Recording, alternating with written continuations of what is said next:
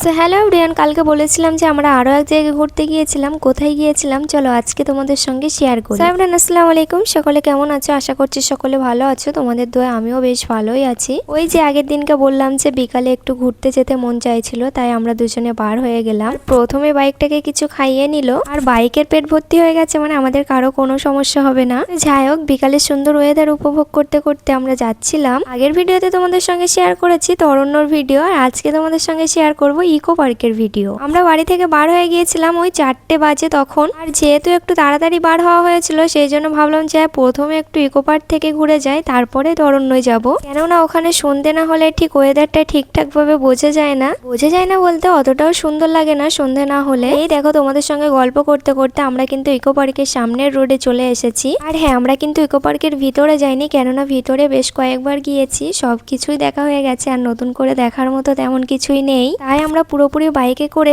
IPL টাওয়ারের এইদিকে এসেছিলাম। এদিকের ওয়েদারটা জাস্ট অসাধারণ। আমরা যে সময় গিয়েছিলাম সেই সময়ের ওয়েদারটাও খুব সুন্দর ছিল, না রোদ ছিল না বৃষ্টি ছিল, শুধু ছিল জলকারের ফিরফিরে ঠান্ডা বাতাস। সত্যি বলতে আমার অনেক অনেক ভালো লেগেছে। তোমরা চাইলে এখান থেকে ঘুরে আসতে পারো। তারপরে আমরা এখানে দাঁড়িয়ে বেশ কিছু ফটো তুলেছিলাম এবং ভিডিও শুটও নিয়েছি।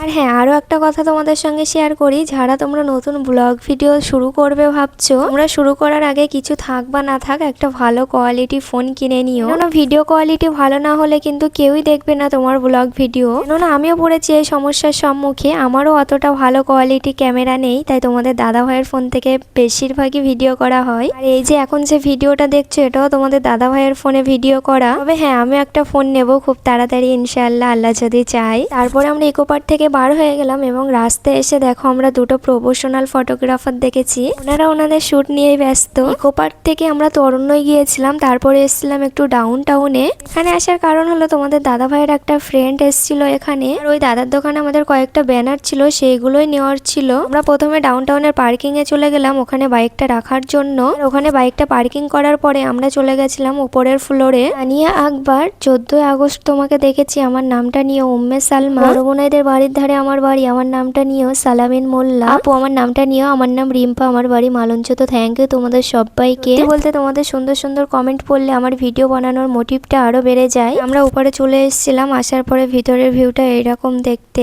হ্যাঁ, তোমরা কি কেউ নিউটাউনের দিক দিয়ে আমার ভিডিও দেখো? দেখলে অবশ্যই কমেন্ট করো, তাহলে আমি বুঝতে পারবো যে তোমরা কে কোথা থেকে আমার ভিডিও দেখো। এই যে আর একজন ভাব নিতে নিতে থামস আপ খাচ্ছে। তোমাদের দাদাভাইয়ের ফ্রেন্ড ছিল ওই ম্যাক্সের ওখানে, মানে শপিং মহলে। আর আমরা দুজন গিয়ে ওখানে ঘুরে ঘুরে সবকিছু দেখছিলাম যে কেমন কি প্রাইস এর মধ্যে কি আছে। তো আমার মনে হয় ওখানে একটু বেশিই দাম নেয়। দাম নিলে কি আমরা তো আর নেবো না। তো দেখা হবে অন্য কোনো ভিডিওতে। টাটা, বাই, আল্লাহ হাফেজ।